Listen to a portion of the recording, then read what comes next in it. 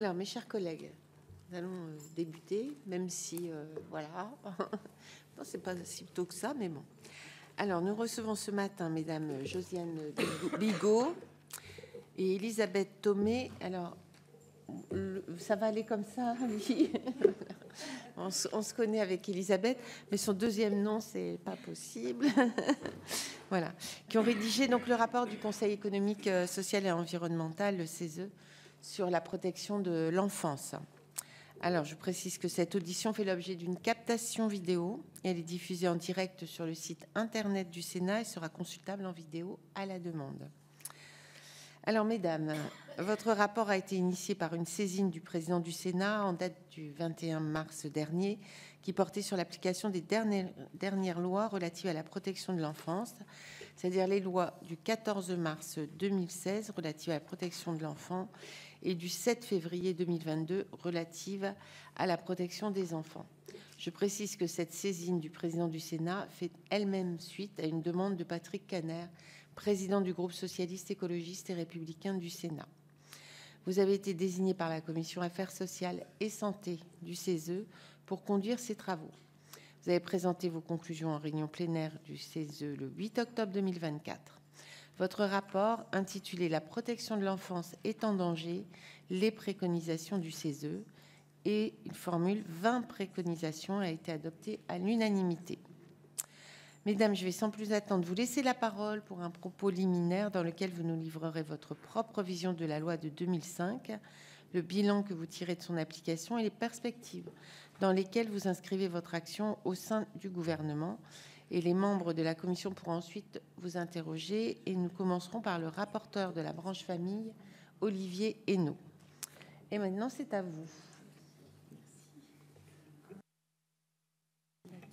Que j'appuie, voilà. Alors, je suis bien contente d'être ici. Je suis bien contente d'avoir un micro pour que vous m'entendiez parce que j'ai quelques problèmes de voix et je vous prie vraiment de m'en excuser. Donc, vous serez peut-être contente que nous soyons à deux puisqu'il y aura une alternance avec une voix plus claire que la mienne.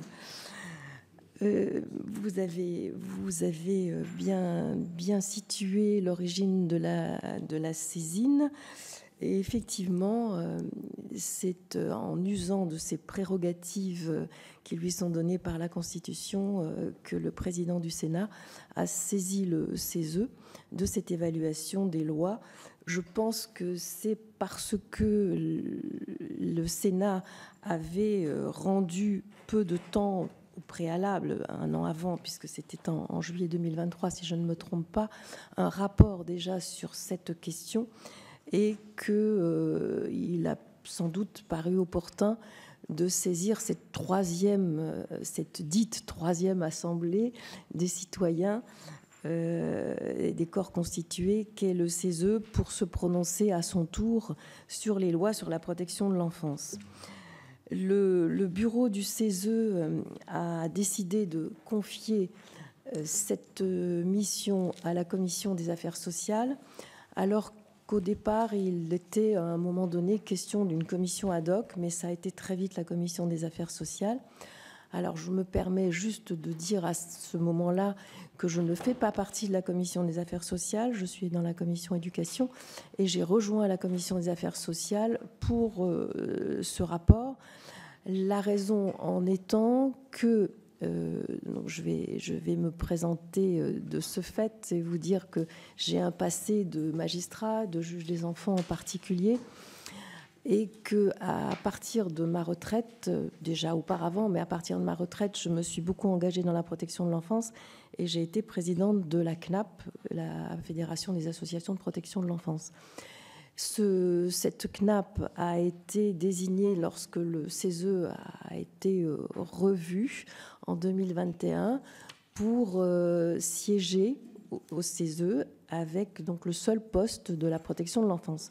Ce qui fait qu'il m'a paru assez évident que je me propose pour participer à ce travail étant au CESE à ce titre-là. Donc j'ai rejoint la Commission des affaires sociales, ce qui m'a permis de travailler avec Elisabeth Thomé en harmonie, je crois, et vraiment à notre grande satisfaction à toutes les deux. Nous avons travaillé dans des conditions extrêmement rapides, puisque les travaux, nous avons été saisis en fin mars, les travaux ont démarré fin avril, parce qu'en plus on était dans les périodes des vacances de Pâques, et le CESE faisait l'objet d'une occupation à partir du mois de juillet pour les JO. Ce qui nous a contraints à devoir travailler vraiment essentiellement pendant 2 mois. Et nous avons donc réalisé une quarantaine d'auditions avec des tables rondes en très peu de temps et en essayant d'aller vraiment à l'essentiel des personnes à auditionner. Alors nous avons commencé bien sûr par les personnes qui étaient à l'origine de notre saisine, et je pense en particulier à Madame Canales, puisque c'est elle qui avait suggéré à Patrick Caner de demander qu'il y ait une saisine du CESE. Donc nous l'avions entendu, ainsi qu'Isabelle Santiago, qui, elle, à ce moment-là, était en arrêt de ses activités, puisque l'Assemblée avait dû arrêter le travail qui venait d'être démarré sur une commission d'enquête, précisément autour de la protection de l'enfance. Nous avons entendu le CNPE, le Conseil national de protection de l'enfance, où je siège d'ailleurs aussi toujours pour la CNAP. Nous avons entendu les départements, avec un petit peu de difficulté, puisque ça a été, et c'est encore compliqué aujourd'hui, d'être accueilli par l'Association des départements de France pour qu'on leur expose nos travaux. Certains départements nous ont saisis, mais pas l'association elle-même. Alors, nous avons entendu Madame Dabin, ça s'est très bien passé, mais ça a été un petit peu long avant de pouvoir l'entendre, alors qu'on aurait voulu le faire d'emblée. Nous avons évidemment entendu des associations d'enfants placés, plus exactement confiés, c'est le mot qu'on a utilisé dans notre rapport, au sein de l'ASE. Et nous avons entendu plusieurs opérateurs et bien entendu les professionnels, puisque vous verrez que c'est un des piliers de notre rapport. Ce rapport, cet avis a été bouclé l'été.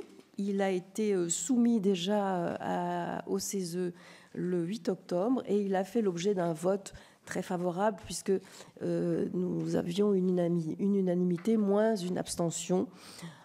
Voilà. Donc, nous étions plutôt satisfaits de ce travail. Et je peux dire que le travail au sein de cette commission a été extrêmement riche, parce que, eh bien, il y a des personnes de tous horizons qui viennent dans cette commission, qui, pour certains, connaissaient la protection de l'enfance, pour d'autres, pas du tout. Et nous avons vraiment eu un travail assez facile, avec beaucoup de cohérence dans la façon d'analyser la crise de la protection de l'enfance. Parce que c'est le deuxième point que je voulais évoquer avec vous, c'est que nous sommes intervenus en pleine crise de la protection de l'enfance. Vous vous souvenez sans doute qu'il y a eu à ce moment-là des manifestations de professionnels, parce que nous sommes aujourd'hui à près de 40% de postes vacants, on en est toujours là. Donc une crise très forte qui faisait suite à la crise du Covid, et où il n'y avait eu aucune reconnaissance pour ces travailleurs sociaux qui pourtant avaient fait preuve de beaucoup d'abnégation. Et donc ils étaient vraiment fortement en crise. L'autre vecteur de la crise qui était un signal fort, mais c'est tous ces reportages que nous avons vus fleurir les uns après les autres sur la situation des enfants accueillis, maltraités, sans qu'à d'autres moments on donne aussi la parole à ceux qui continuaient quand même à dire que l'aide sociale à l'enfance les avait aidés. Donc c'est un petit peu pour essayer de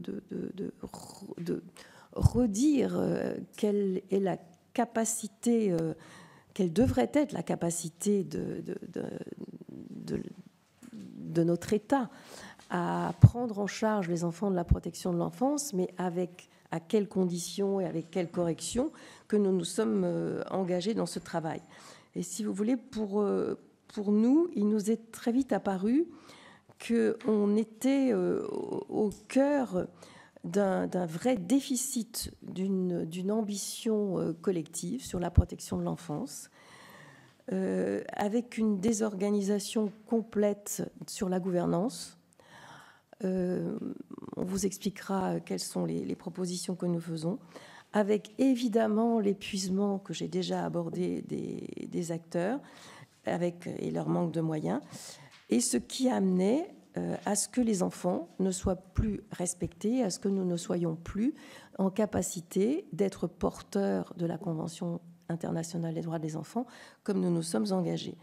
Donc nous avons essayé d'élaborer un avis avec des piliers, des préconisations que nous allons vous exposer l'une après l'autre.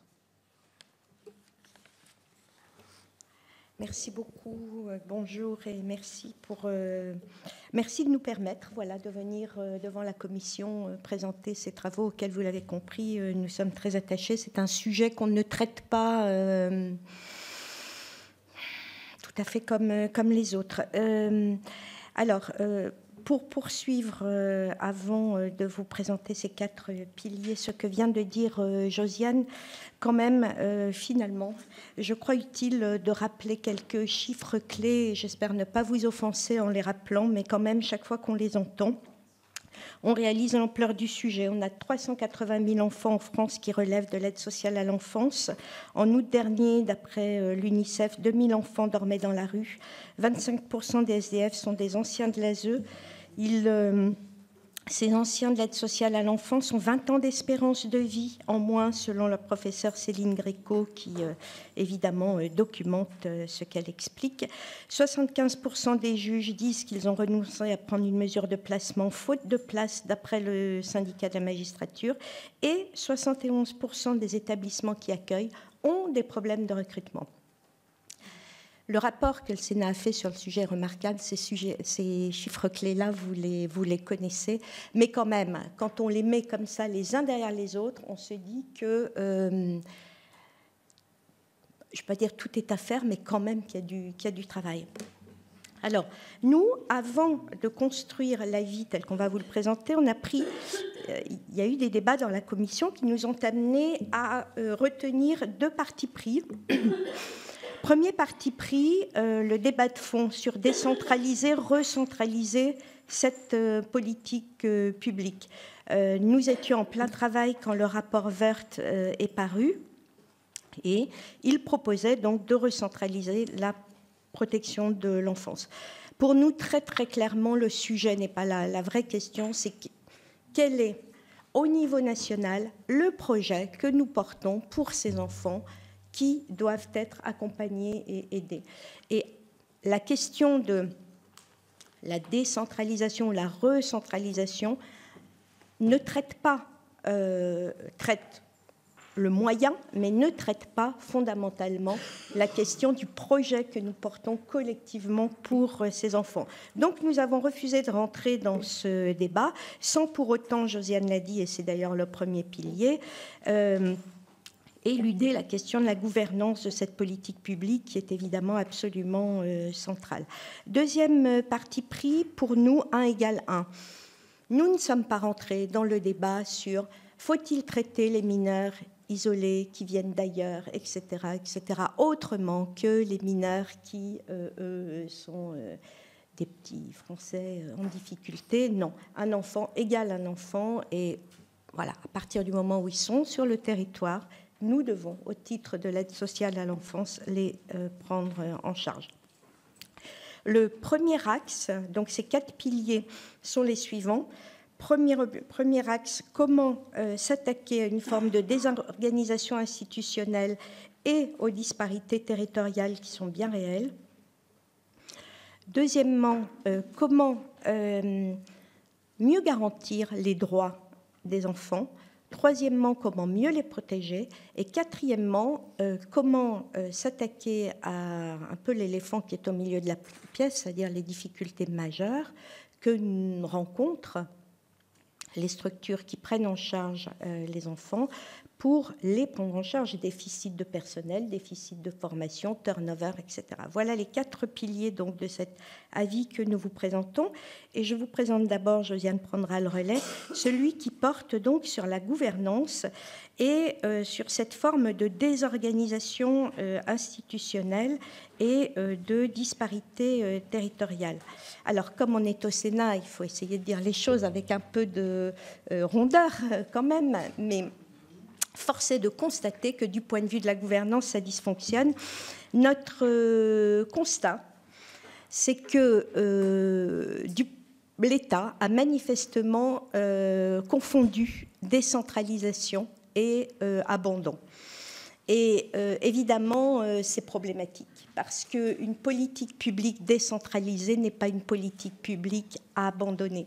Donc, notre travail a consisté à tenter de rétablir une forme de, pas reprise en main, c'est pas le mot, de réinvestissement de l'État sur la question donc, de la politique de l'enfance en difficulté.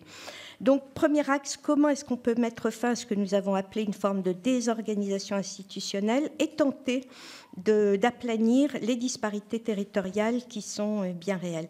Et quand nous avons approfondi cette question-là, nous nous sommes aperçus que, en fait, tout commence par des chiffres, évidemment. Et là, c'est très difficile. Nous sommes dans une sorte d'invisibilité statistique. Alors, bien sûr, les ministères qui sont en charge, enfin en particulier l'adresse, mais les ministères qui sont en charge de ces sujets successivement s'insurgent qu'on puisse dire qu'il y a une forme d'invisibilité statistique. Mais nous avions présenté, alors qu'elle était donc ministre en charge il y a quelques mois, l'avis à Agnès Canayer, mais elle-même nous disait qu'elle n'arrivait pas à avoir les chiffres qu'elle demandait. Ces chiffres, c'est quoi? On a besoin de savoir au moins annuellement quelles sont les capacités d'accueil par département, surtout quels sont les besoins par département pour avoir des statistiques qui sont un peu dynamiques et qui éclairent la décision publique, d'avoir l'inventaire des mesures prises et de leur mise en œuvre. Je vous l'ai dit tout à l'heure, 71% d'après le syndicat de la magistrature, je crois même 75% des juges disent qu'ils renoncent à prendre une ordonnance, par exemple, de placement, faute parce qu'ils savent par anticipation qu'il n'y aura pas de solution. Ce qui veut donc dire que nous sommes dans un pays où nous renvoyons potentiellement des enfants en danger grave dans leur foyer, faute de solution, ce qui est tout de même difficile à accepter. Donc, nous pensons que cette question de l'invisibilité statistique est absolument prioritaire et, par exemple, il serait aussi utile d'avoir des données relatives aux violences contre les enfants dans le cadre intrafamilial. On les recense aujourd'hui à peu près en matière de violence intrafamiliale homme-femme, mais on n'a pas de visibilité pour ce qui concerne les enfants.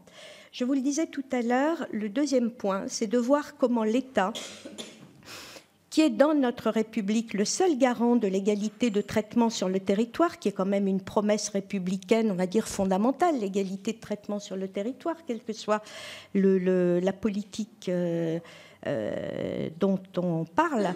Et en fait, voir comment l'État, qui est le seul garant de cette égalité de traitement sur le territoire, assume une responsabilité dont il s'est en fait totalement désengagé. Juste 2 chiffres pour le souligner. Au niveau national, nous disposons, je veux dire l'État, enfin la République, dispose de 75 équivalents temps plein pour traiter des questions sociales et médico-sociales du côté du ministère des Solidarités, dont 5 en administration centrale, la Direction générale de la cohésion sociale. On ne peut quand même pas faire plus explicite en termes d'abandon d'une politique publique. Donc nous pensons qu'il est temps que l'État assume sa responsabilité, encore une fois, dont nous estimons qu'il s'est de fait totalement désengagé. Et nous pensons qu'il faut mettre en place une stratégie interministérielle de protection de l'enfance qui intègre des modalités de suivi et d'évaluation des résultats atteints. Alors, Josiane a expliqué tout à l'heure pourquoi elle-même était si attentive, volontaire, pour travailler sur ce sujet lorsque le président du Sénat nous a saisis. Nous n'avons pas du tout le même parcours, mais il se trouve que dans ma vie, mon premier métier, c'était de directrice d'hôpital, mais j'ai beaucoup voyagé professionnellement et j'ai notamment occupé les fonctions de directrice de cabinet de Claude Greff, qui était alors en charge de la famille et de l'enfance et qui était secrétaire d'État. Elle était rattachée à Roselyne Bachelot, dont j'étais directrice adjointe de cabinet. Et comme directrice de cabinet, ce que j'ai surtout observé, c'est à quel point on ne pouvait rien faire. Enfin, je pense qu'Adrien Taquet pourra en parler. Il a fait beaucoup et il a soulevé des montagnes. Mais quand même, c'est très étrange de se trouver directrice de cabinet en charge d'un sujet sur lequel on s'aperçoit que l'État a totalement lâché prise. Voilà. Donc, stratégie interministérielle de protection de l'enfance à élaborer. Quand je dis interministériel, Adrien Taquet a fait beaucoup et vraiment, vraiment. Mais il faut avoir en tête, si vous prenez le jaune budgétaire pour 2024, qui était le premier jaune budgétaire élaboré sur donc la protection de l'enfance, on s'aperçoit qu'en fait, on avait dans l'organisation ministérielle, qui était l'organisation ministérielle à ce moment-là, 11 ministères concernés par la protection de l'enfance et 33 programmes. Donc quand on dit interministériel, c'est pas juste ministère de la Santé, ministère des Affaires sociales, non, c'est encore une fois 11 ministères, 33 programmes. Et on s'aperçoit à ce moment-là, quand on va regarder ce genre budgétaire, que les moyens que la nation, sans même compter les moyens que les départements consacrent, donc ce n'est pas la nation, c'est l'État, consacrent à la protection de l'enfance, sont très très importants. Et donc, on a déjà une question de mise en visibilité et de définition d'une stratégie interministérielle, mais en plus, qui englobe bien tous les ministères concernés. Ce que nous pensons, c'est que cette stratégie interministérielle, qui est évidemment élaborée aussi avec les départements, on a un dispositif de pilotage à mettre en place, se décline au niveau territorial dans un cadre contractuel. Alors, la notion de contrat avec les départements a été mise en place par Adrien Taquet, dont je reparle à nouveau, mais en fait, sous forme de financement de certaines actions, etc. Nous, il nous semble qu'il faut engager cette politique de l'enfance dans une déclinaison contractuelle avec, et donc discuter, ce que l'État ne sait pas toujours bien faire, avec les départements. Ce qui suppose aussi que, concomitamment, on s'interroge au financement. Aujourd'hui, chaque département se débrouille, a plus ou moins de moyens, fait ce qu'il peut.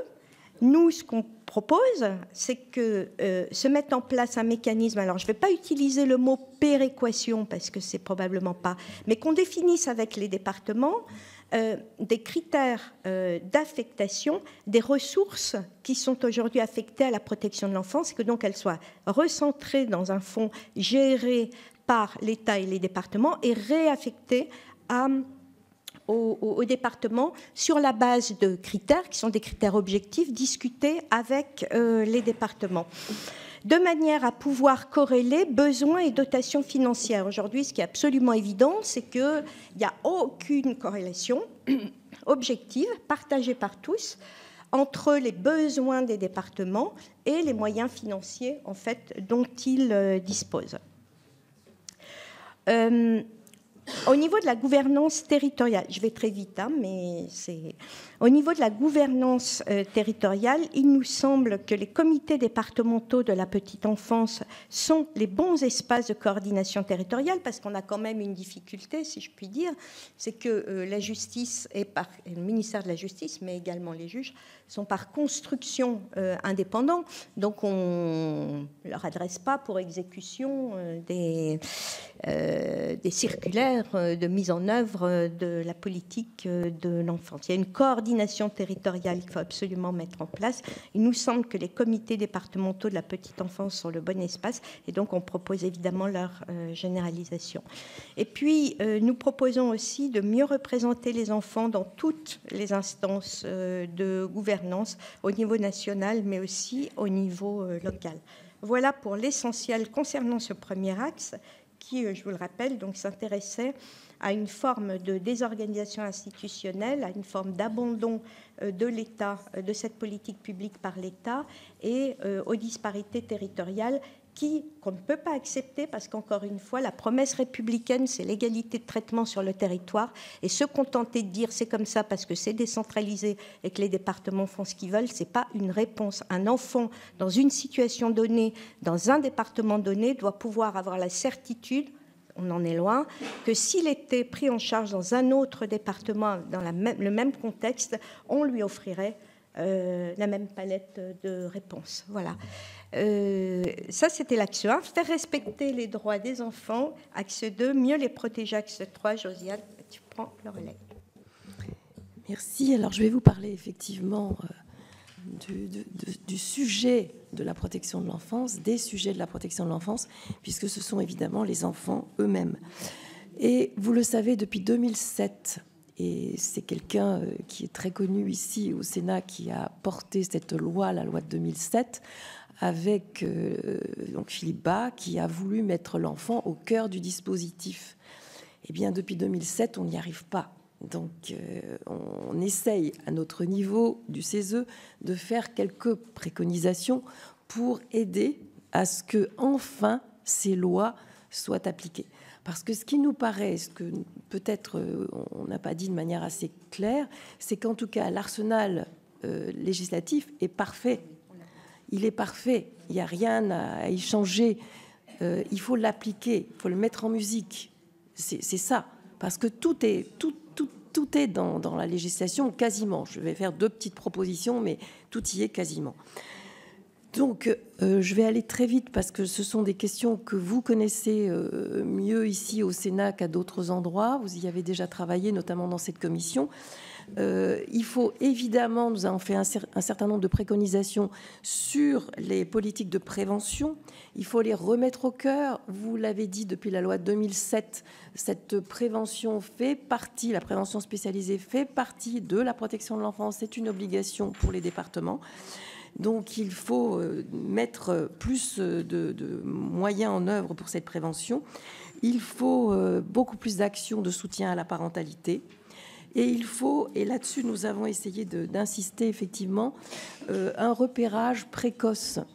Et pour que ce repérage précoce puisse se faire, il faut proposer des formations à tous ceux qui sont en contact avec les enfants et qui peuvent être des sentinelles, qui peuvent repérer. On sait aujourd'hui quels sont les signes de souffrance d'un enfant. Encore faut-il que ceux qui sont avec les enfants les connaissent. Donc il faut faire des formations communes, tous azimuts, entre des travailleurs sociaux, mais des gens aussi de la gendarmerie, de la police, tous les secteurs, les gens des crèches, etc., pour que on ait le même socle commun pour être attentif et vigilant à ce que des enfants peuvent dire par leur corps, par des mimiques, enfin, par différents signes. Et puis, évidemment, pour y arriver, c'est toujours le nerf financier qui peut y aider. Nous avons fait une préconisation disant que l'État devrait imposer un axe dans le cadre des COG pour que la CNAF ait une obligation de consacrer plus de financement à la prévention et en particulier au soutien à la parentalité, puisqu'on a bien compris que les premiers protecteurs des enfants sont les parents. Encore faut-il les aider quelquefois à être ces protecteurs, et ça éviterait tous les coûts que l'on a s'il y a défection du côté parental. Le deuxième point sur lequel nous insistons beaucoup, parce que, encore une fois, c'est une innovation de la loi de 2007, et aujourd'hui, 80% des départements ne l'ont pas réalisé, le projet pour l'enfant. C'est quelque chose d'essentiel, parce que ça permet effectivement à un enfant de savoir d'emblée, et à ses parents et à tous ceux qui vont le prendre en charge, comment il va falloir orienter son parcours. Donc ce projet pour l'enfant doit devenir une exigence. Et ce que nous préconisons, c'est que l'État, et Elisabeth vous l'a expliqué, l'État en contractualisant mieux et avec plus de moyens, devrait pouvoir poser en exigence première, avant de contractualiser, que le projet pour l'enfant soit réalisé. Et encore une fois, on en est loin, même dans les départements qui travaillent bien, le projet pour l'enfant n'est pas réalisé pratiquement partout. Je vous dis, on est à 80%, oui, c'est pas encore en place, et c'est 2007. Donc, je pense ensuite que nous avons bien entendu ce que les enfants confiés nous ont dit.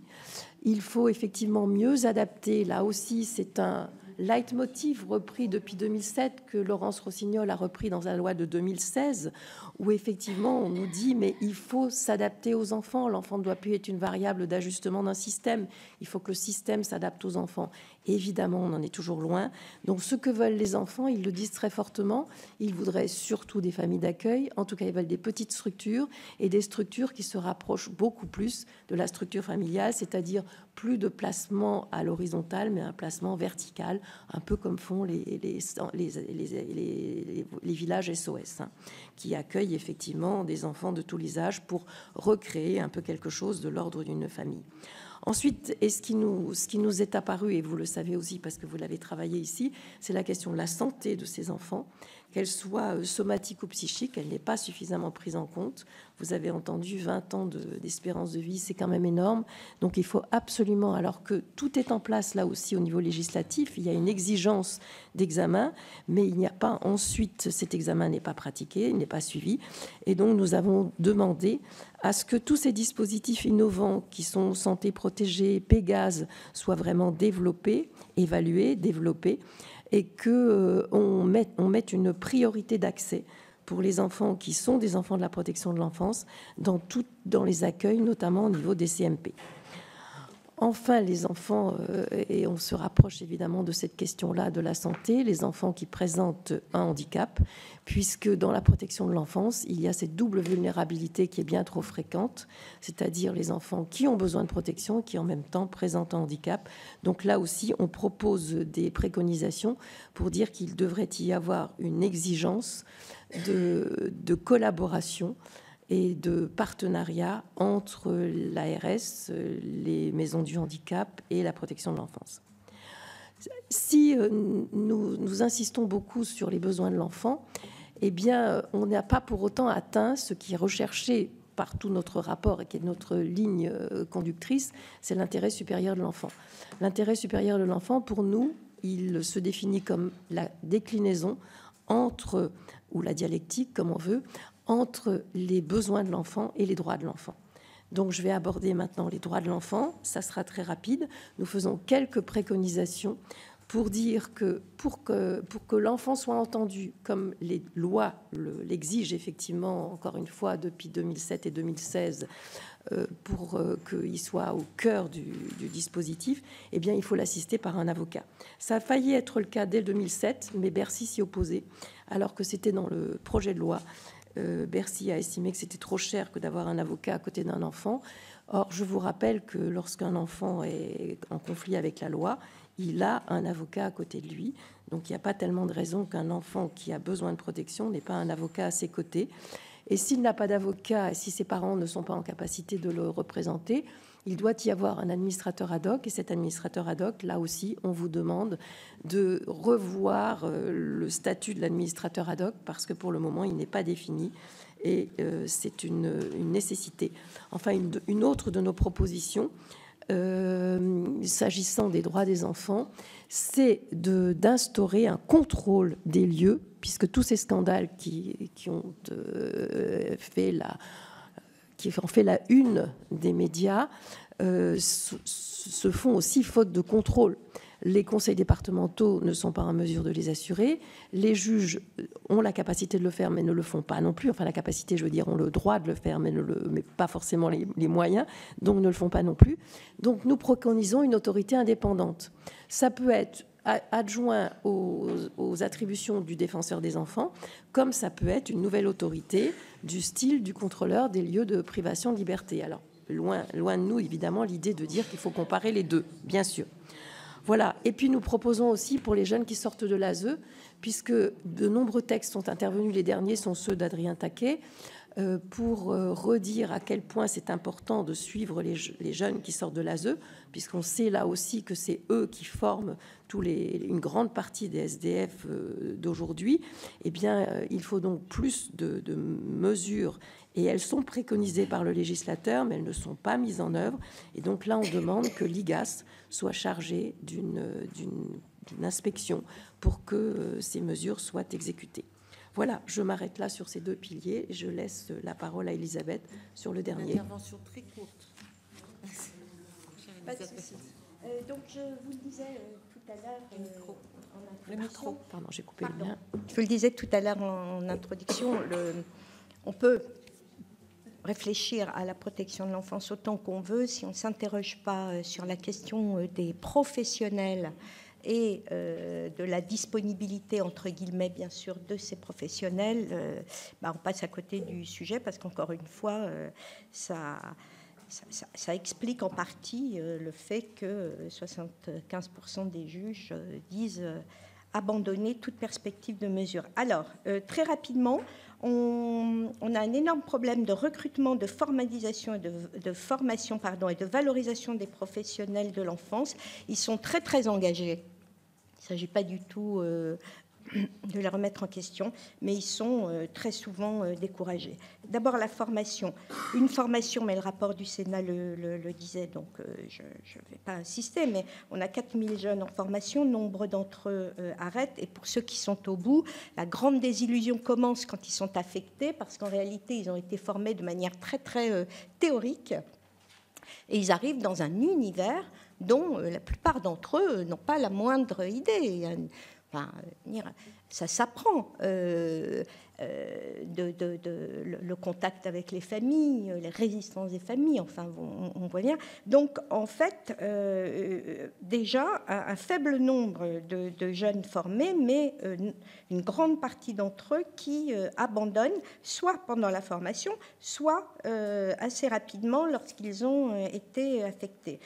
On a une question importante de normalisation des conditions de travail. Ce sujet-là est évidemment lié au précédent. C'est sûr qu'en manque d'effectifs, ça veut dire que tout le monde court derrière. Voilà. Normaliser les conditions de travail, ça veut dire publier les normes d'encadrement et limiter le nombre de mesures ordonnées par le juge qui sont suivies par chaque professionnel. Aujourd'hui, un éducateur qui arrive, par exemple, dans une maison d'accueil des enfants, il n'a aucune visibilité en fait sur le nombre d'enfants qu'il va devoir suivre, là et au-delà, et le nombre de mesures maximales qu'on va pouvoir lui demander de suivre. Donc évidemment, on comprend que ce soit usant psychologiquement. On demande aussi d'appliquer, alors c'est le CESE qui parle, les deux avis du CESE sur les métiers du social et les métiers en tension. Ces deux avis datent de 2020 et 2022, et ces deux avis, en fait, s'intéressent déjà aux difficultés que le secteur social dans son ensemble connaît et invitent à renégocier pour le secteur public, les cadres de la fonction publique, les corps et les grades, et pour le secteur associatif, renégocier, c'est en cours, les conventions qui s'appliquent. C'est en cours, à ma connaissance, ça n'est pas réglé, c'est une discussion qui est laborieuse, qui a au moins déjà 2 ans d'ancienneté. Et puis, on proposait, nous, d'engager un travail en l'occurrence au CESE, puisque c'est le CESE qui parle, mais vraiment c'est quelque chose à partager, un travail spécifique sur l'accompagnement des professionnels qui prennent en charge la souffrance humaine, que cette souffrance soit physique, psychique, sociale.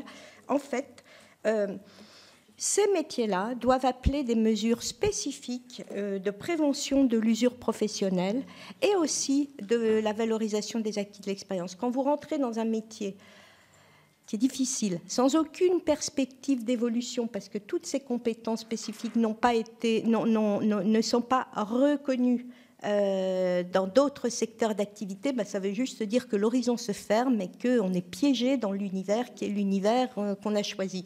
Et ça, c'est une énorme difficulté. Du point de vue de l'attractivité, assurer ce suivi particulier et garantir que, par exemple, les valorisations des acquis de l'expérience spécifiques pour ces métiers-là, qui sont des métiers, encore une fois, de prise en charge de la souffrance humaine, sociale, psychique, physique, que ces métiers-là bénéficient de mesures particulières serait, de notre point de vue, une mesure d'attractivité intéressante. J'en ai fini.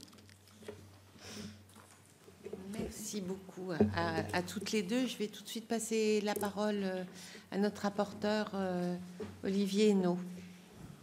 Oui, merci Madame la Présidente. Merci Mesdames pour votre exposé et puis pour ce rapport. Évidemment, le constat est accablant et il oblige les acteurs à se saisir de manière urgente de cette question. Alors, on n'a pas découvert les chiffres, mais c'est vrai que quand ils sont rappelés ainsi, il y a une dimension bouleversante.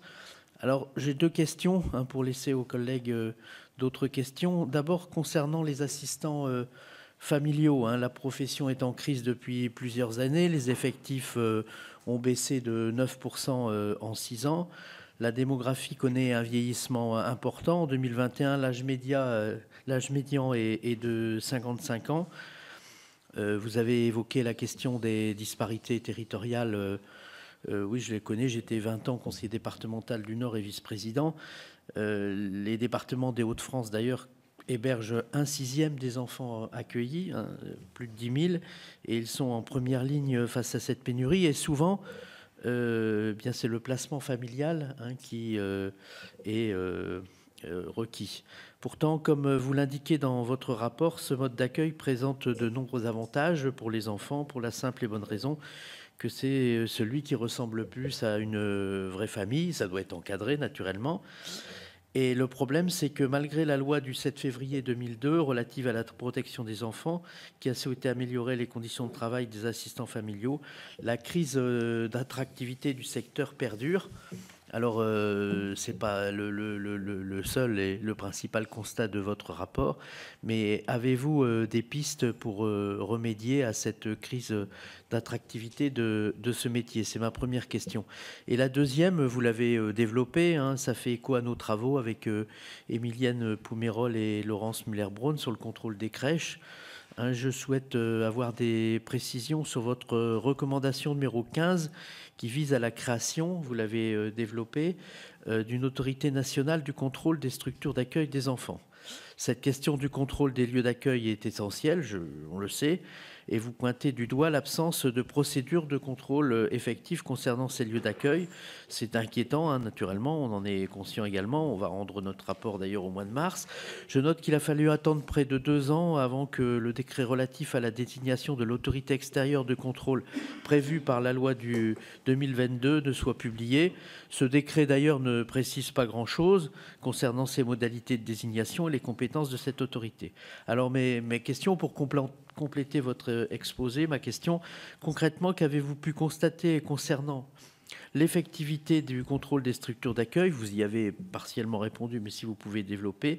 Et puis surtout, quelle place pour les services des départements et ceux de l'État par rapport à cette nouvelle structure de contrôle, et quelle forme pourrait prendre cette autorité nationale dans le cadre aussi d'une compétence qui est largement décentralisée? Je vous remercie.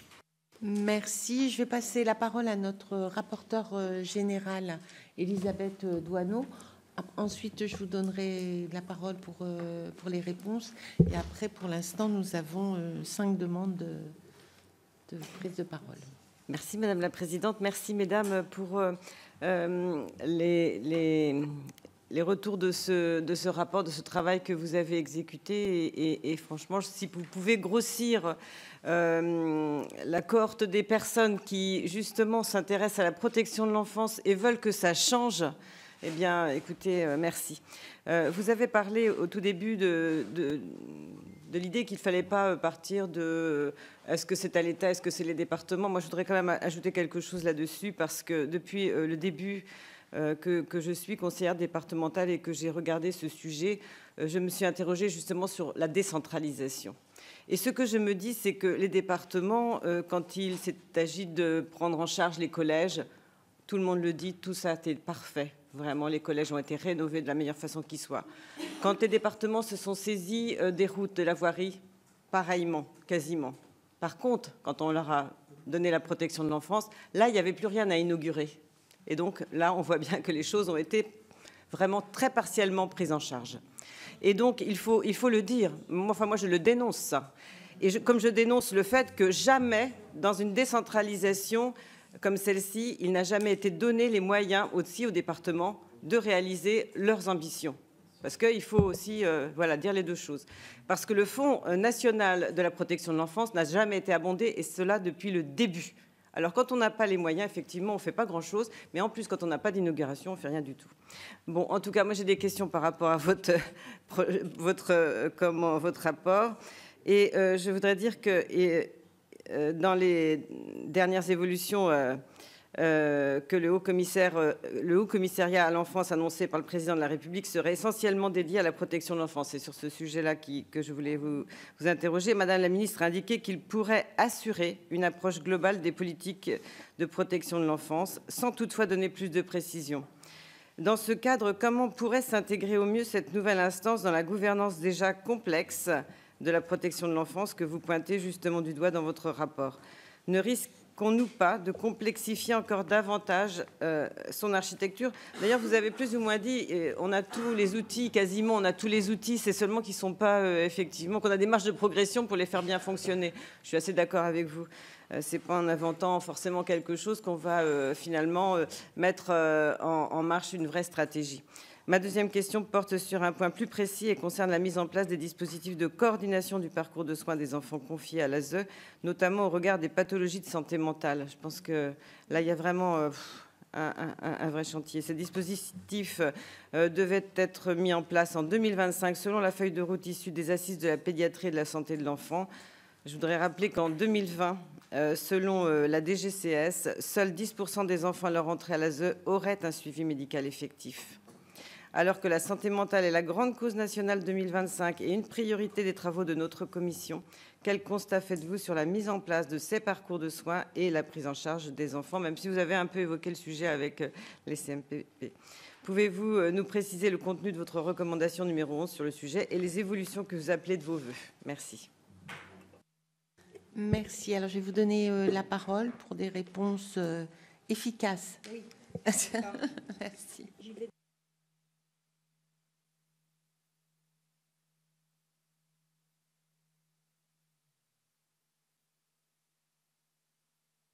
Alors, merci.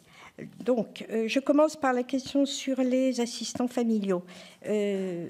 Oui, c'est vrai que dans l'exposé, on a un grand tout qui s'appelle les professionnels de la petite enfance. C'est évidemment un énorme sujet, et vous avez rappelé les chiffres inquiétants, alors même qu'on sait que c'est la bonne solution. On les a évidemment entendus, et pour vous, ils ont les réponses à vos questions. C'est très simple. Ce qu'ils disent, eux, c'est comment nous devons être considérés comme des professionnels qui sont associés à la prise en charge des enfants. C'est-à-dire qu'ils demandent à être embarqués dans une dynamique collective de prise en charge, à savoir très concrètement participer aux réunions qui concernent les enfants, etc., dont ils sont totalement exclus. Il y a un premier sujet sur l'attractivité qui est lié au mode d'exercice de ces fonctions-là, alors qu'elles sont centrales. Ils sont totalement latéralisés, ils le disent, associés à rien en matière de prise en charge et mis en cause, et c'est le deuxième sujet, le risque pris quand ils exercent ce métier commencent à les inquiéter beaucoup. On les entend d'ailleurs parler de remise en cause de la manière dont ils font leur métier sans qu'ils aient, je rapporte ce qu'ils disent, sans qu'ils aient les moyens de s'exprimer, etc. Donc il y a une sorte de suspicion. Ils vivent en tout cas, eux, les assistants familiaux, en plus de ce problème d'attractivité dont je viens de parler, ils vivent en plus l'évolution du métier comme une évolution vers la suspicion par rapport aux missions qu'ils occupent. Donc, 1, ne pas être associé à la prise en charge globale. 2, avoir le sentiment que se développe une suspicion à leur endroit. 3, avoir une rémunération qui, même si elle a évolué, on ne peut pas le nier, reste une rémunération qui ne leur permet pas de prendre en charge totalement les enfants. Nombre d'entre eux expliquent qui prennent sur leur budget, d'ailleurs même des enfants, hein, puisqu'on a donc explique que eux ça se passait très très bien, mais qu'ils savaient pertinemment que leur famille d'accueil en fait prenait dans le budget familial pour leur payer des à côté, on va dire, qui sont ceux qu'on finance quand on a soi-même des enfants. Donc sur les assistants familiaux, comment faire pour que le métier soit attractif? Moi, je pense qu'il y a une revalorisation, pas que financière, une revalorisation en termes de reconnaissance et d'association au dispositif global de prise en charge, et puis un accompagnement à construire sur ces questions d'exercice du métier et de remise en question de leur métier. Je le répète, cette suspicion qu'ils évoquent comme étant extrêmement... d'une certaine manière, c'est une suspicion qu'ils vivent, eux, comme étant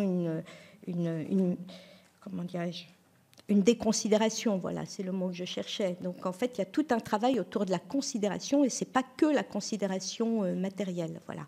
C'est un point de vue au vu des auditions que nous avons pu faire, mais quand même, c'est 3-4 mesures qui changent tout, hein. Et encore une fois, avec pas forcément la question de la rémunération en mesure numéro 1. Comme ça je garde la parole, mais sur décentralisation, centralisation, bien sûr, on ne peut que partager ce que vous dites, en particulier sur le fond. Voilà. Et vous avez raison de dire aussi que, oui, il n'y a pas de... autour de la protection de l'enfance, il n'y a rien à montrer, rien à gagner, à part que oui, on est à la hauteur de l'engagement qu'on a pris et que oui, on porte, encore une fois, le projet que la nation a pour l'enfant. C'est pas rien, mais c'est sûr que ça se valorise pas. Et je connais même un président qui disait, qui est par ailleurs très engagé, c'est pas loin de chez moi, qui est par ailleurs très engagé sur les questions de protection de l'enfance, mais qui disait... Quand nous redistribuons quelques rallonges aux établissements qui accueillent les enfants, j'évite de le dire parce que pour certains électeurs, c'est en fait donner de l'argent à de la graine de voyou. Donc c'est dire à quel point le chemin, enfin vous avez dû le vivre là où vous êtes, mais c'est dire à quel point le chemin est long encore. Un mot sur la coordination du parcours de soins. Totalement défaillante, absolument défaillante, et alors là, Céline Gréco est le meilleur avocat sur le sujet. Sur la santé mentale, puisqu'il se trouve que moi, dans mes fonctions, j'ai travaillé dans le secteur psychiatrique, à l'époque où j'étais directrice d'hôpital. Ce qu'on a proposé, vous avez vu, ça a été délicat, la discussion, mais c'est de considérer qu'il y a une présomption d'urgence psychologique pour ces enfants-là. Et donc, qui dit présomption d'urgence psychologique dit accès en urgence aux structures publiques d'accueil qui sont les centres médico-psychologiques et qui sont complètement engorgés, en particulier dans les secteurs de pédopsychiatrie, mais d'admettre que pour eux, pardon de l'expression, surtout que c'est enregistré, mais on accepte qu'il y ait une sorte de coupe-fil. Oui, ils sont présumés en urgence psychologique et donc ils ont à ce titre un droit d'être pris en charge avant, d'une certaine manière, tous les autres. Vous voyez bien que poser le problème comme ça provoque des échanges qui peuvent être délicats, mais enfin, c'est la position qu'on a assumée, en tout cas. Voilà. Voilà, je te laisse la parole. Je dirais juste un petit complément, mais lié à ma profession de juge des enfants, s'agissant des placements familiaux. Je crois qu'effectivement, sur cette question de la considération, lorsque j'étais juge des enfants, je demandais aux familles d'accueil d'accompagner les enfants et je les recevais toujours. Parce que pour moi, c'était essentiel d'entendre ce que ces familles qui avaient les enfants au plus près avaient à dire. Bon, je sais que dans beaucoup de départements, ça a posé problème parce que le département est l'employeur et que le département veut répondre et non pas les salariés eux-mêmes. Mais ça se passait et je crois que ça faisait partie de ce que l'on pourrait peut-être amener dans ce qui aurait comme considération supplémentaire. Voilà, c'est une aparté. Je suis complètement d'accord sur ce que vous dites sur l'autorité extérieure, cette fameuse autorité extérieure de la loi de 2022, qui est quand même une espèce d'oiseau rare, là, parce qu'on ne sait pas très bien qui c'est. On sait que ça peut être le préfet, que ça peut être le procureur, que ça peut être le président du conseil départemental qui va le désigner, mais on ne sait pas quelles sont ses qualités. Donc le décret ne va pas beaucoup plus loin, on s'y attendait. C'est pour ça que pour nous, on n'a rien à attendre de cela parce qu'on ne voit pas très bien quel sera son rôle. Et nous avons véritablement, et peut-être parce que aussi l'idée nous en est venue encore plus fortement, parce que la contrôleur des lieux de privation de liberté nous a demandé à être entendus dans le cadre de notre rapport, ce qui nous a étonnés. Et elle nous a dit qu'elle avait très souvent affaire, du coup, à des enfants qui étaient sortis de la protection de l'enfance dans les lieux d'enfermement et qui étaient sortis de là et qui se retrouvaient dans les lieux d'enfermement. Et donc, elle nous disait qu'elle avait des choses à dire.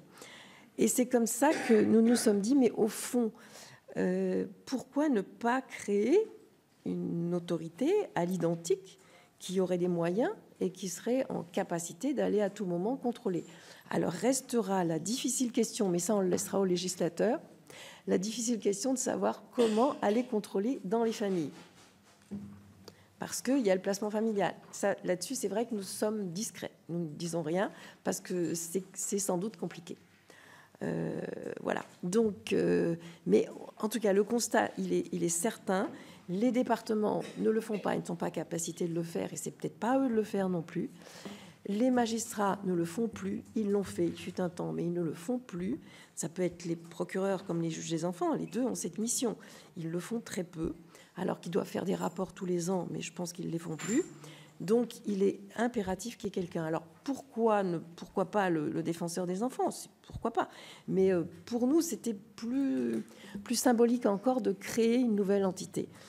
Alors, ça me permet de répondre tout de suite au commissaire qui... alors, nous pouvons difficilement aller toutes les deux au-delà de ce que nous avons dans notre avis et de ce qui a été travaillé par le CESE. Mais ceci étant, le CESE a quand même pris un communiqué de presse au moment de l'annonce de ce haut-commissaire pour dire que ce n'était pas notre demande, que notre demande, c'était d'être dans la stratégie interministérielle, de créer effectivement un ministre, un secrétaire d'État qui soit en capacité de travailler avec tous les ministères concernés, qui soit peut-être sous l'égide du Premier ministre, mais pas sous l'égide d'un autre ministre, et qui ait une véritable stratégie interministérielle, comme il y en a eu deux fois dans le passé. Donc nous attendons assez peu de ce haut-commissaire. Enfin, non, je crois que j'ai répondu sur tout. Merci. C'est bon. Alors, donc, nous avons 7 questions et il reste 15 minutes. Alors, si vous voulez des réponses, vous faites des questions très courtes. Voilà, une minute, voilà. Et vous ferez la réponse après ces questions. Je vais commencer par Jocelyne Guidez. Oui, merci Madame la Présidente. Alors de toute façon, j'avais 2 questions. Il y en a déjà une qui a été traitée. C'est sur la protection des enfants en situation de handicap.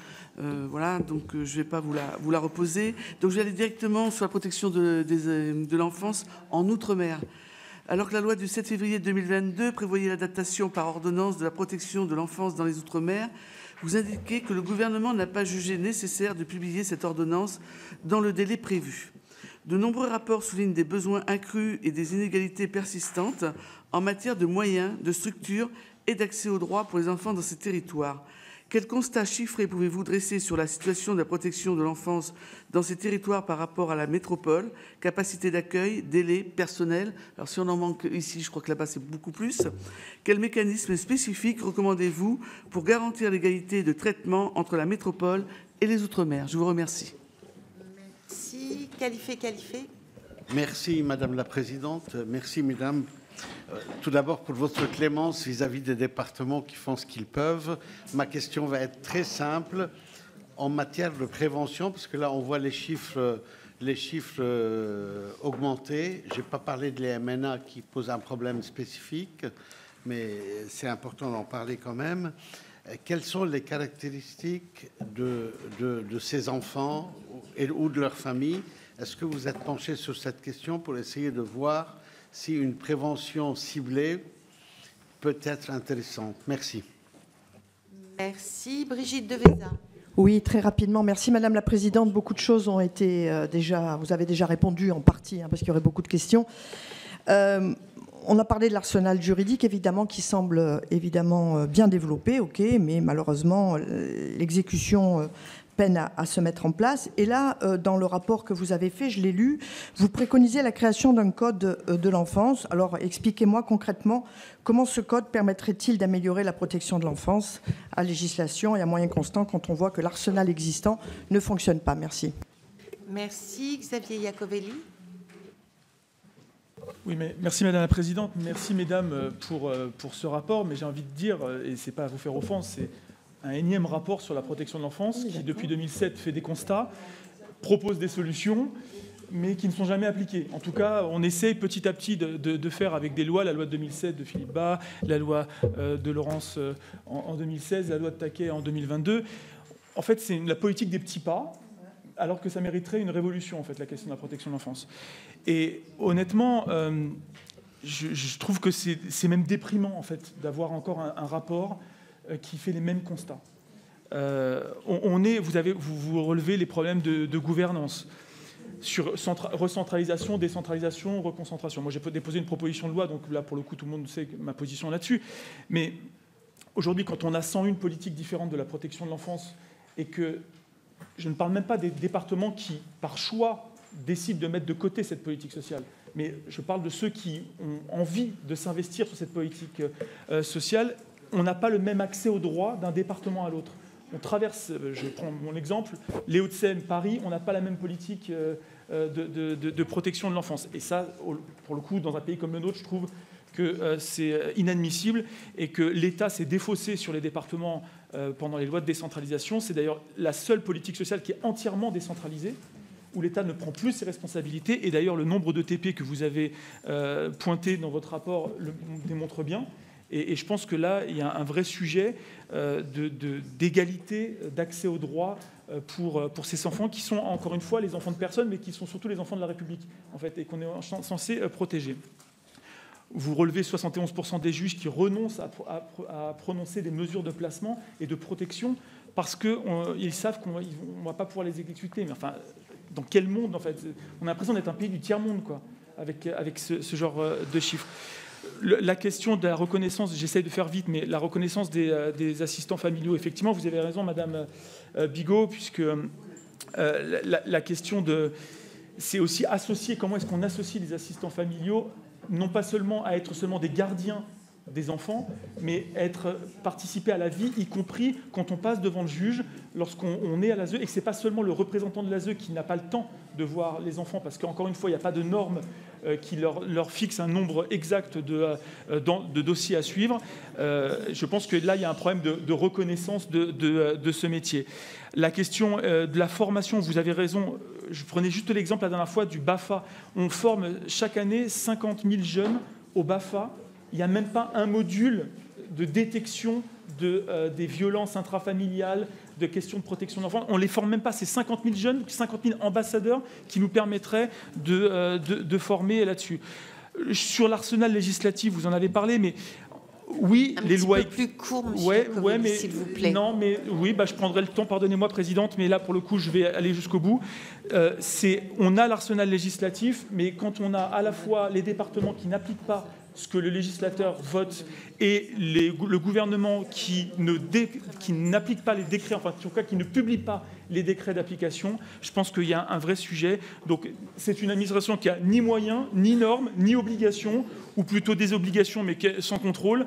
Donc, aujourd'hui, effectivement, je pense qu'on mérite une vraie révolution. Donc, j'avais plein de choses à dire, mais a priori, sur la question de l'enfance, on est quand même limité en termes de temps. C'est bien dommage. Il fallait arriver un peu plus tôt. Mais non, je suis arrivé à 9h03, Madame la Présidente, donc a priori la réunion commençait à 9h. Donc je pense pas que... Non mais attendez, pardonnez-moi, mais... Merci Monsieur Iacovelli. Non, mais... Merci Monsieur Iacovelli. Non mais enfin ce genre de réflexion, honnêtement, je sais que vous êtes habitué à ça, Madame la Présidente, mais je pense que ça serait bien arrêté. Honnêtement. Je vous le dis. Je pense que c'est malvenu. Christine Bonfanti-Dossat. Oui, merci. Merci, mesdames, pour ce rapport sur la protection de l'enfance, qui est bien sûr très intéressant, mais qui, pour moi, si vous le permettez, est un peu incomplet. Pourquoi ? Vous avez parlé, bien sûr, à juste titre, des conseils départementaux, de l'ASE, des travailleurs familiaux, mais il me semble que la protection de l'enfance, c'est aussi des enfants maltraités, c'est aussi des enfants abusés sexuellement et tant d'autres lâchetés. Vous avez pourtant parlé de sentinelles sur le terrain, mais jamais, en tout cas je n'ai pas entendu, que vous parliez une seule fois des associations de protection de l'enfance qui se dévouent sans compter sur le terrain tous les jours. Moi, je fais partie d'une association qui a été créée il y a plus de 40 ans, qui s'appelle La Mouette, qui est évidemment en lutte pour la protection de l'enfant.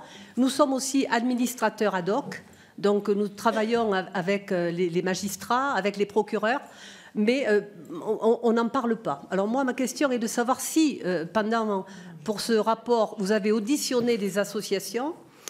Comment faire pour que dorénavant on travaille ensemble, parce que ces associations-là sont vraiment indispensables sur le terrain. Elles travaillent tous les jours et elles travaillent, je vous assure, 7 jours par semaine, y compris parfois la nuit, quand on est appelé par un procureur pour venir traiter un cas particulier.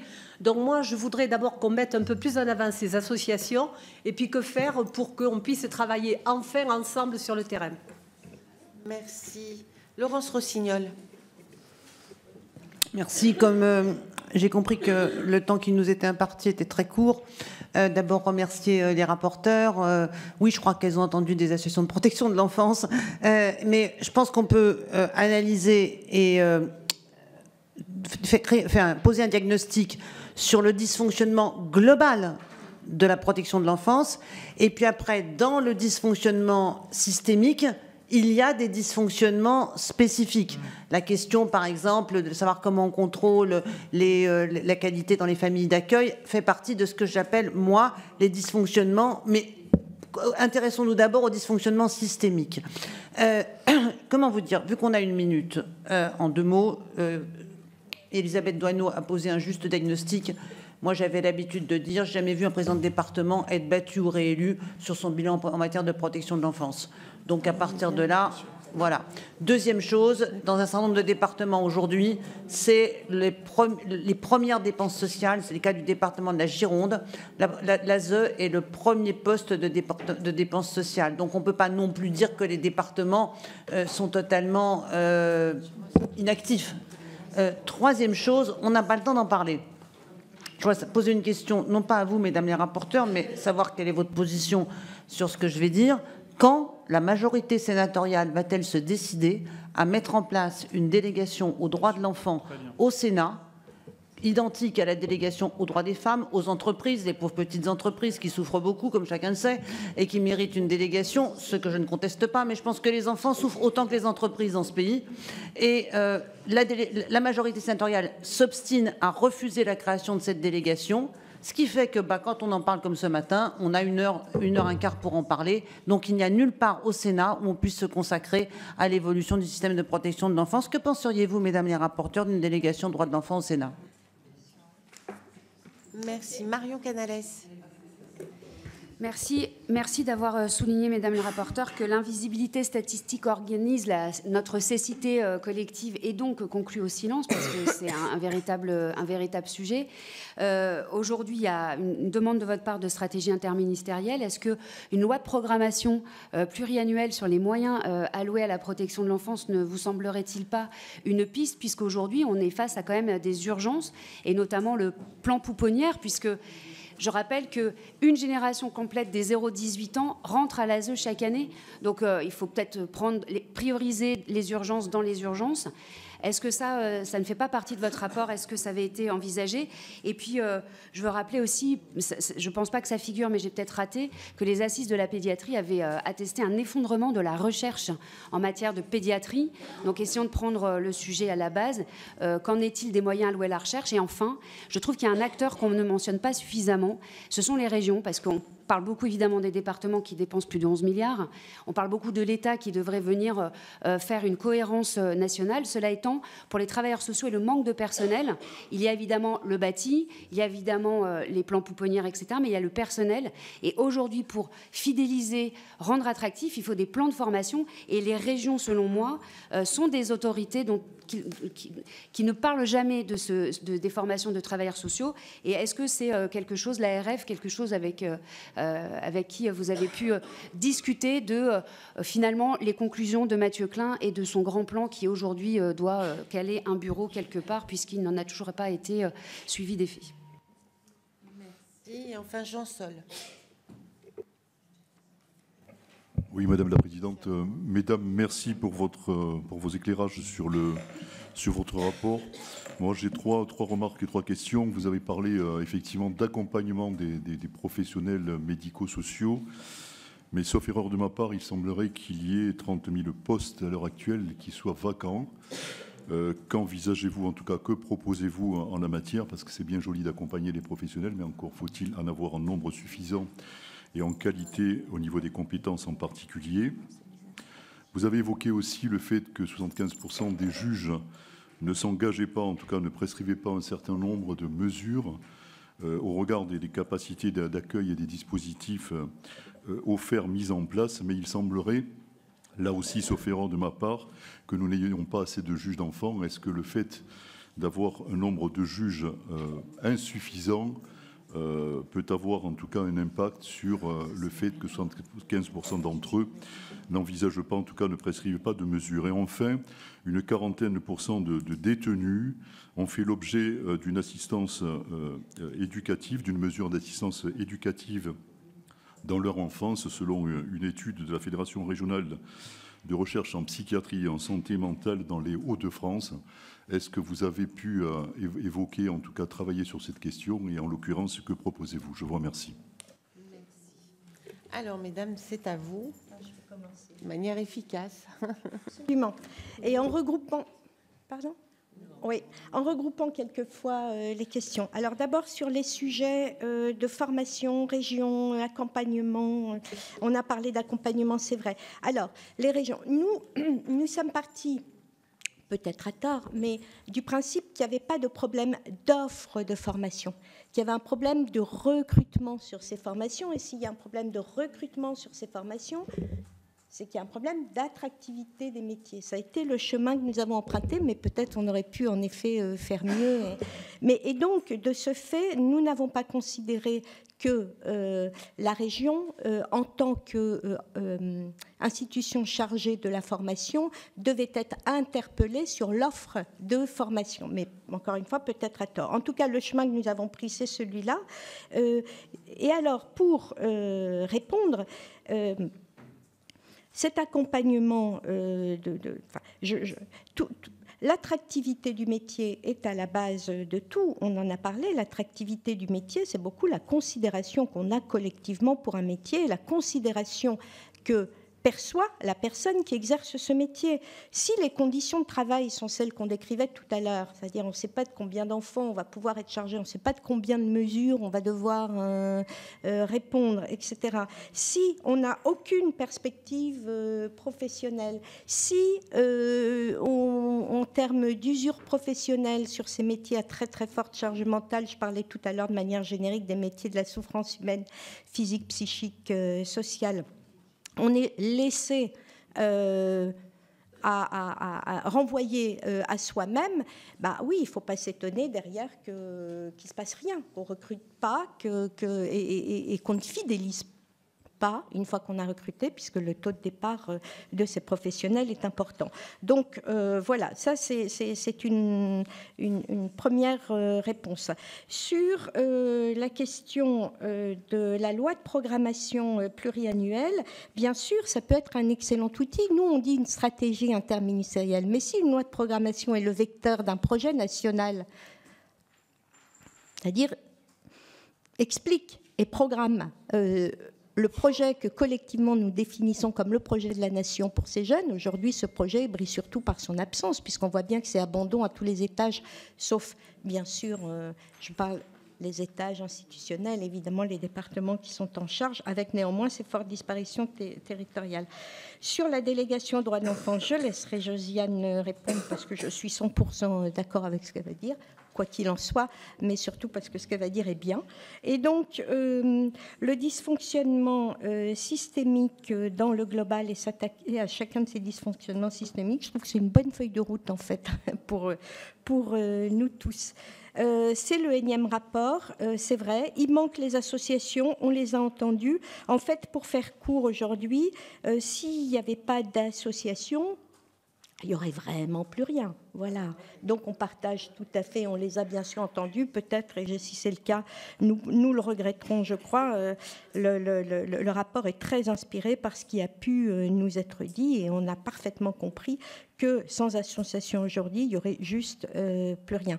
Alors, prévention et formation, je reviens dessus, et outre-mer ensuite. Prévention, formation, la prévention c'est la grande absente, mais la prévention c'est la grande absente. Elle est prise en charge par les associations, les juges font ce qu'ils peuvent, mais comme dans d'autres politiques, par exemple en matière sanitaire, enfin la prévention, on dirait que c'est en dehors du champ de conceptualisation de ceux qui nous dirigent, parce que la prévention, c'est évidemment quelque chose qui reste complètement à travailler. Et un de nos regrets, ou plutôt peut-être qu'un de nos projets, ça serait de faire un deuxième rapport sur comment mettre en place une politique de prévention efficace en matière de protection de l'enfance. Ce n'était pas dans le périmètre que nous avait assigné le président du Sénat. Sur l'outre-mer, et bien sûr l'outre-mer, situation catastrophique, on vous renvoie au rapport qu'a fait l'UNICEF sur ce sujet, mais faut-il du spécifique pour l'outre-mer? En l'occurrence, il nous semble que si le projet était décliné comme nous proposons qu'il le soit, il n'y a pas besoin de faire de spécifique sur l'outre-mer, parce qu'alors, si on recense les besoins des départements, si on recense les mesures qui sont mises en place, si on recense le nombre d'enfants concernés, si on fait l'inventaire et la projection des moyens dont on a besoin pour prendre en charge dans de bonnes conditions, ce qui s'applique aux départements hexagonaux s'appliquera en Outre-mer. Et alors la question de la spécificité des Outre-mer qui est réelle aujourd'hui, je vous renvoie au rapport de l'UNICEF, sera réglée. Sur le handicap, on n'a pas parlé d'une préconisation, mais quand vous dites à juste titre qu'il faut s'intéresser au dysfonctionnement systémique, il y a aussi, on l'a bien vu, à l'intérieur des départements, des fonctionnements en silo, MDPH, ASE, ça ne fonctionne pas trop ensemble. Donc nous, on propose par exemple qu'il y ait systématiquement des conventions entre les services, parce que s'obliger ensemble à regarder la même chose à un instant donné, ça fait nécessairement, chez des gens de bonne volonté, faire naître un projet commun. Voilà, j'ai fait vite, mais merci. Alors, je réponds à quelques questions. le code de l'enfance. Alors pourquoi un code de l'enfance? Eh bien parce que précisément ça viendrait apporter une confirmation à un engagement d'une politique publique et d'un projet de société autour de l'enfant. Ça serait effectivement considérer l'enfant comme ayant des droits et des devoirs spécifiques, avec un statut spécifique, mais aussi une considération spécifique. Ça n'est pas qu'une compilation, c'est aussi une harmonisation. Parce que pour ceux qui ont pu participer à d'autres codes, je pense à celui de la consommation, quand ce code a vu le jour, eh bien, c'était une compilation au départ, et en fait, ça a permis de faire évoluer complètement le droit de la consommation. Et si on faisait la même chose pour le code de l'enfance, ça serait un signal fort. Donc c'est dans ce sens-là que nous proposons un code de l'enfance. Alors oui, ça serait dans l'idée un peu d'une révolution, comme vous le disiez, Monsieur Iacovelli, c'est sûr. Il va falloir un peu révolutionner les esprits. Mais personnellement, moi qui suis depuis 50 ans dans la protection de l'enfance, je peux dire que les choses se font lentement. Moi, j'ai connu avant la décentralisation, c'était pas mieux. C'était tous aussi inégal.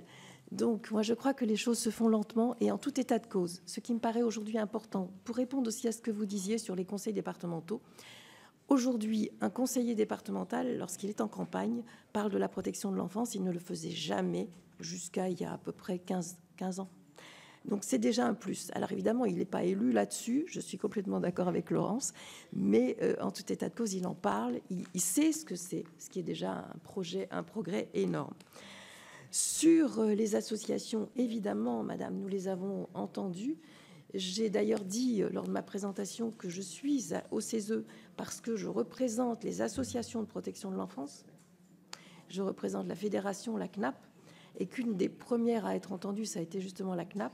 Nous avons aussi entendu l'UNICEF qui fait énormément sur la question des droits de l'enfant en France. Et donc, oui, les associations sont indispensables. Et puis, à titre personnel, j'ai créé une association à Strasbourg dont je suis très fière. Et beaucoup de gens disent que c'est mon dernier petit qui a maintenant 35 ans, quoi. Voilà. Donc, non, je suis totalement convaincue. Et le CESE l'est, puisqu'il y a beaucoup de personnes issues des associations au CESE et qui ont porté leur voix dans le cadre de cet avis. Sur la question du nombre de juges des enfants, oui, ils sont insuffisants, on en est bien d'accord, mais ça n'est pas pour ça qu'ils ne prononcent pas les mesures, parce que là, c'est quand ils sont saisis, quand ils ont un dossier, quand ils sont tout à fait convaincus qu'il faudrait, mais ils ne le font pas parce qu'elle ne va pas s'exécuter, ce qui est une aberration. Je n'aurais jamais fait cela. Mais en tout état de cause, c'est aujourd'hui ce qu'ils disent, et c'est hyper dangereux. Hyper dangereux. Sur le parcours des jeunes délinquants, alors vous avez vu, on n'en parle pas parce que ce n'est pas dans les lois de la protection de l'enfance, c'est des lois spécifiques sur le traitement de la délinquance. Évidemment, les jeunes délinquants, les moins jeunes aussi, parlent de ce qu'ils ont vécu dans leur enfance. Et il est sûr que si on mettait en œuvre plus de protection de l'enfance, plus de prévention, on éviterait aussi cette délinquance et ce coût à la société. Mais tout ça, ça fait partie de ce projet de société que l'on n'a pas, où on a une considération de l'ensemble de ce qu'il faut faire sur la protection de l'enfance pour que, finalement, ce soit une société qui y gagne au niveau du coût, mais aussi, évidemment, au niveau de son fonctionnement. Voilà, je voulais encore juste répondre aussi à Laurence Rossignol sur la délégation aux droits de l'enfant. Bien sûr, évidemment que nous y sommes plus que favorables toutes les deux à titre personnel, et je pense que je peux même dire que le CESE sans doute dirait qu'il y est favorable, et nous œuvrons pour que le CESE crée une délégation aux droits de l'enfant, puisqu'il y a une délégation à l'égalité, aux droits de la femme, etc. Et nous demandons aussi à ce qu'il y ait une délégation aux droits de l'enfant, ce qui est une petite révolution au sein du CESE, puisque lorsque je suis arrivée il y a 5 ans, je trouvais qu'on ne parlait pas de l'enfant. Donc, si aujourd'hui on est en capacité, et on est beaucoup de voix à le porter, si on est en capacité aujourd'hui de penser que c'est possible pour la prochaine mandature, eh bien c'est un progrès. Donc oui, ça serait un signe fort que le Sénat le fasse. Et puis enfin, sur la question de la recherche, vous avez raison, la recherche est un parent pauvre, donc ce sont souvent les associations qui essayent d'y remédier.